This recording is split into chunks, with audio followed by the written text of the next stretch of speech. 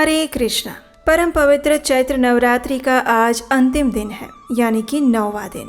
संपूर्ण नवरात्रि के दौरान शुरुआत के 8 दिनों तक भक्त जो भी साधना, तपस्या और जप करते हैं उसकी सिद्धि की प्राप्ति अंतिम दिनों में होती है। और इसीलिए नवरात्रि के अंतिम दिन पर आती है माँ सिद्धिदात्री, जो कि हर प्रकार की सिद्धि, रिद्धि इत्यादि प्रदान करती हैं। चैत्र नवरात्रि के 9वें दिन माता सिद्धिदात्री की पूजा आराधना की जाती है। उनकी विशेष पूजा अर्चना और नाम जप के द्वारा नवरात्रि के इस पर्व का समापन होता है। माता सिद्धिदात्री अपने नाम के अनुसार ही हर प्रकार की सिद्धि, वर और आशीर्वाद प्रदान करती हैं। एक साधक जो भी इच्छा से उनकी आराधना करता है उसी इच्छा को वे पूर्ण करती हैं। तो चलिए आज नवरात्रि के अंतिम दिन यानी कि 9वें दिन हम देवी दुर्गा के माता सिद्धिदात्री के स्वरूप की विशेष कथा का श्रवण करते हैं। अगर आज की कथा आपको अच्छी लगे तो आप हमारे व्हाट्सएप कम्युनिटी ग्रुप के साथ भी अवश्य जुड़िएगा। उसका लिंक नीचे डिस्क्रिप्शन बॉक्स में मिल जाएगा। तो चलिए आज की कथा को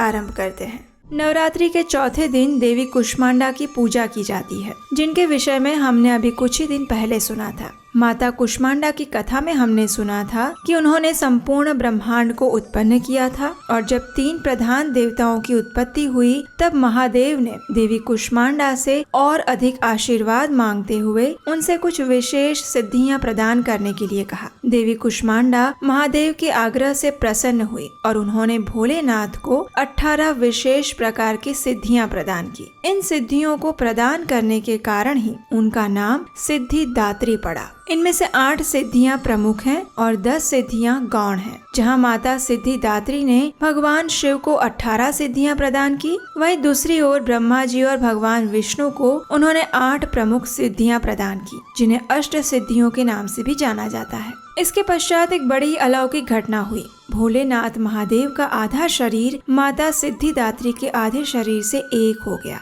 और इसी कारण भोलेनाथ का एक नाम अर्धनारीश्वर भी पड़ा, यानी जिनका आधा शरीर नारी का हो और आधा शरीर पुरुष का। तो अब आप सोच रहे होंगे कि आखिर 8 सिद्धियां कौन सी हैं? तो चलिए देखते हैं। अणिमा यानी कि परमाणु जितना छोटा बनने की क्षमता। महिमा यानी असीम रूप से बड़ा बनने की क्षमता। गरिमा यानी असीम रूप से भारी बनने की क्षमता। लघिमा यानी अत्यंत प्रकाशमान बनने की क्षमता। प्रति यानी सर्वव्यापी बनने की क्षमता। प्रकाम्य यानी किसी भी इच्छा को पूरा करने की क्षमता। इशित्व यानी आधिपत्य स्थापित करने की क्षमता और वशित्व यानी सभी को जीतने की शक्ति। माता सिद्धिदात्री देवी लक्ष्मी के समान ही कमल आसन पर विराजमान रहती हैं। उनकी 4 भुजाएं हैं। वे अपनी इन 4 भुजाओं में शंख, चक्र, गदा, कमल का पुष्प धारण करती हैं। देवी सिद्धिदात्री लाल रंग के वस्त्र धारण करती हैं। क्योंकि ये देवी अलौकिक सिद्धियां प्रदान करने वाली हैं, इसलिए इनकी पूजा भौतिक जगत में रहने वाले देवी देवता, गंधर्व, ऋषि मुनि और राक्षस भी करते हैं। माँ सिद्धिदात्री देवी सरस्वती का रूप मानी जाती हैं। इनकी पूजा करने से सभी कार्य सिद्ध हो जाते हैं और मोक्ष की प्राप्ति होती है।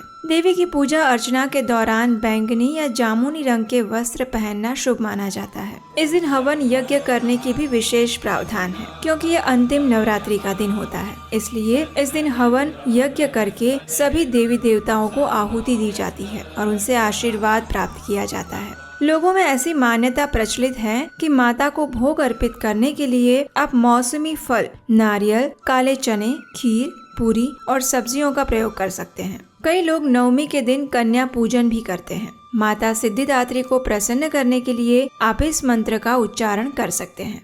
सिद्ध गंधर्व यक्षाद्यै असुरैरमरैरपि सेव्यमाना सदा भूयात् सिद्धिदा सिद्धदायिनी।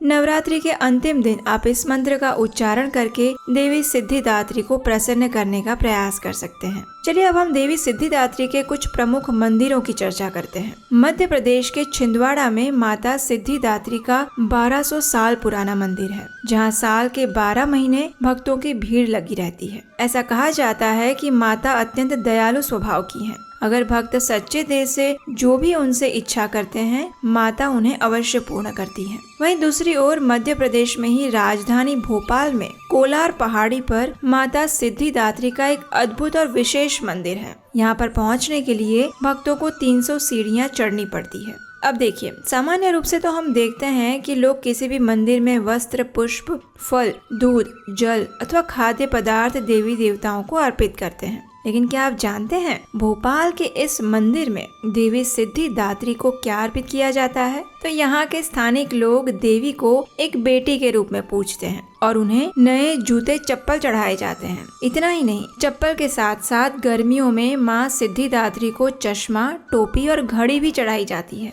इस मंदिर की स्थापना लगभग 30 वर्ष पहले महाराज ओम प्रकाश द्वारा की गई थी। तो इस प्रकार देवी सिद्धिदात्री से जुड़ी हुई अनेक लोक कथाएं प्रचलित हैं। ब्रह्म संहिता में इस सृष्टि के रचयिता स्वयं ब्रह्मा जी कहते हैं, सृष्टि स्थिति प्रलय साधन शक्ति रेखा छायैव यस्य भुवनानि बिभर्ति दुर्गा इच्छानुरूपमपि यस्य च चेष्टते सा गोविंदमादिपुरुषं तमहं भजामि। अर्थात भगवान की बहिरंगा शक्ति, जो कि भगवान की चित्त शक्ति की एक परछाई है और जिसे सभी लोग देवी दुर्गा के नाम से जानते हैं, और जो इस सृष्टि के सर्जन, पालन और संहार का कार्य जिस भगवान की इच्छा के अनुसार करती है, मैं उन भगवान गोविंद को प्रणाम करता हूँ। इस श्लोक से ये स्पष्ट होता है कि स्वयं देवी दुर्गा और उनके सभी 9 स्वरूप आखिरकार परम भगवान श्री कृष्ण की अध्यक्षता में ही इस संपूर्ण सृष्टि का संचालन करते हैं। और इस प्रकार देवी दुर्गा उस समय अत्यधिक प्रसन्न होती है जब हम उनकी पूजा करने से पूर्व उनके स्वामी की आराधना करें, यानी भगवान श्री कृष्ण की। और देखिए, चैत्र नवरात्रि के इन सभी 9 दिनों में हमने आपको देवी दुर्गा की विभिन्न कथाएं सुनाई और उसमें हमने देवी दुर्गा को प्रसन्न करने की कुछ कर्म कांड विधि भी बताई। और ये सिर्फ और सिर्फ हमने आपकी इच्छा पूर्ति के लिए ही किया था, क्योंकि काफी समय से हमें आप सबके कमेंट्स आ रहे थे कि हम देवी दुर्गा के विषय में भी नवरात्रि के ऊपर भी कथाएं बनाएं। तो इसलिए इस बार हमने आपको नव दुर्गा की ये कथा श्रृंखला सुनाई है। लेकिन हमारे शास्त्रों के अनुसार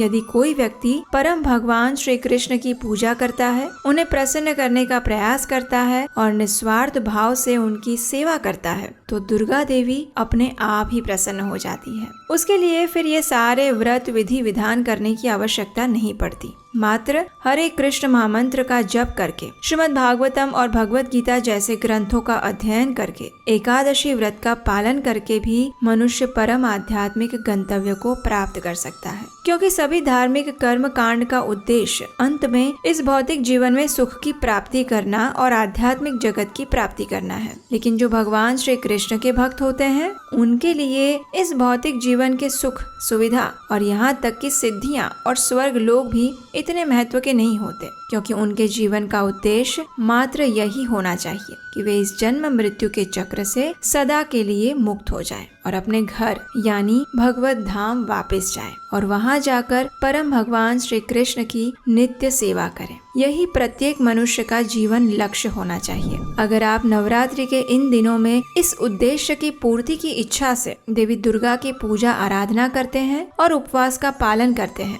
तो देवी भगवती आप पर और ज्यादा अपनी कृपा प्रदान करेंगी और इसमें कोई संशय नहीं है। ऐसा करने से आपको इस जगत के भौतिक सुख और समृद्धि तो सरलता से मिल ही जाएंगे, लेकिन उसके साथ साथ आध्यात्मिक जगत में भी प्रवेश मिल जाएगा। तो चैत्र नवरात्रि के उपलक्ष्य में हमारे द्वारा सुनाई जा रही इन कथाओं के प्रयास को अगर आप सपोर्ट करना चाहते हैं और इसमें अपना योगदान देकर हमारा उत्साह बढ़ाना चाहते हैं, तो स्क्रीन पर दिए गए नंबर पर आप हमें अपना आर्थिक योगदान भेज सकते हैं। आप हमारे चैनल को सब्सक्राइब करके और उसे अन्य लोगों से सब्सक्राइब करवा कर भी हमारी सहायता कर सकते हैं, क्योंकि हमारा उद्देश्य एक ही है कि हम वेदों, पुराणों और हमारे शास्त्रों से प्रमाणभूत यथारूप कथाएं आपके समक्ष प्रस्तुत करें, बिना किसी मिलावट के। तो चलिए, आज इस चैत्र नवरात्रि के अंतिम दिन देवी सिद्धिदात्री से यही प्रार्थना करते हैं कि वे हमें शुद्ध कृष्ण भक्ति रूपी परम सिद्धि प्रदान करें और उनकी इस भौतिक माया शक्ति से हमारी सुरक्षा करें।